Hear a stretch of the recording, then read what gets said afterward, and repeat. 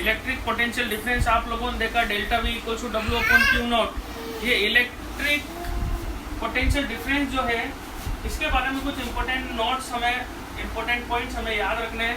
वो क्या है, सिंपल सा फर्स्ट पॉइंट देखिए, जो पोटेंशियल डिफरेंस होता है वो पोटेंशियल डिफरेंस हमें क्या बताता है, वो पोटेंशियल डिफरेंस हमें किसी पॉइंट चार्ज की डायरेक्शन के बारे में बताता है। पहला पॉइंट तो ये। अब डायरेक्शन के बारे में किस तरीके से बताता है, जब हम इलेक्ट्रिक सर्किट वगैरह पढ़ेंगे, आगे करंट के बारे में देखेंगे तो और अच्छे से देखेंगे, इलेक्ट्रॉन किधर फ्लो हो रहे हैं, करंट किधर फ्लो हो रही है, तो चार्ज की डायरेक्शन के बारे में बताता है। तो फर्स्ट पॉइंट यही बोलता है कि potential difference tells us about the direction of flow of charge, यानी चार्ज की डायरेक्शन किस साइड में है। चार्ज की डायरेक्शन को देख के ही हम करंट की डायरेक्शन डिसाइड करते हैं। इसके बारे में और अच्छा डीप में चलेंगे हम 6th चैप्टर में।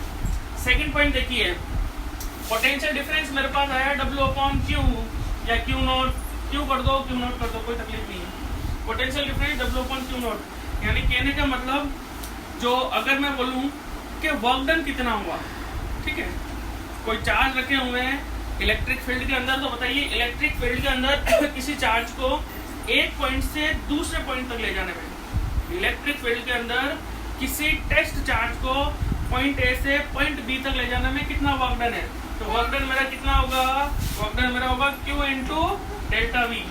ये मेरा फॉर्मूला वर्क डन के लिए मैं अप्लाई करूंगा जब इस पर बेस्ड न्यूमेरिकल करूंगा। इलेक्ट्रिक फील्ड में कोई चार्ज रखा हुआ है, इसको एक पॉइंट से दूसरे पॉइंट तक लेके गए तो कितना वर्क डन हुआ, Q इंटू डेल्टा वी। ठीक है साहब।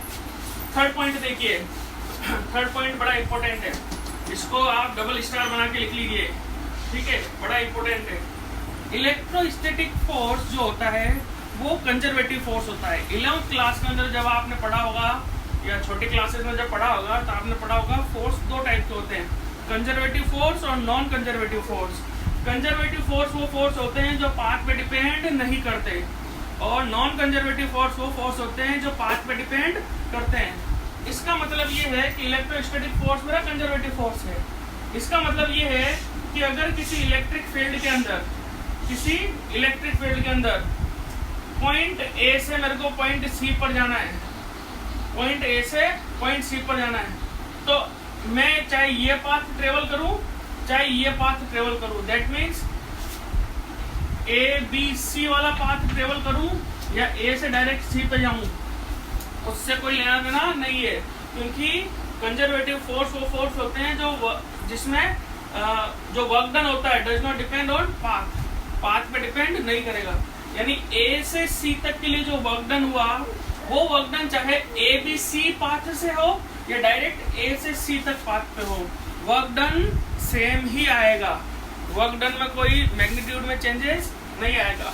तो हमें ये पॉइंट याद रखना है, इलेक्ट्रोस्टैटिक फोर्स जो होता है कंजर्वेटिव फोर्स होता है, it the work done does not depend on path, does not depend on path का मतलब है वर्क डन आप किसी भी पाथ से ट्रेवल करोगे वर्क डन आपका सेम आएगा।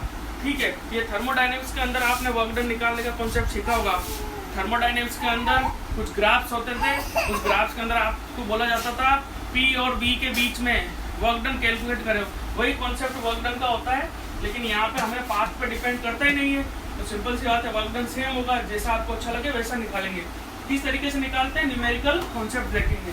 थैंक यू, नोट करिए इसको।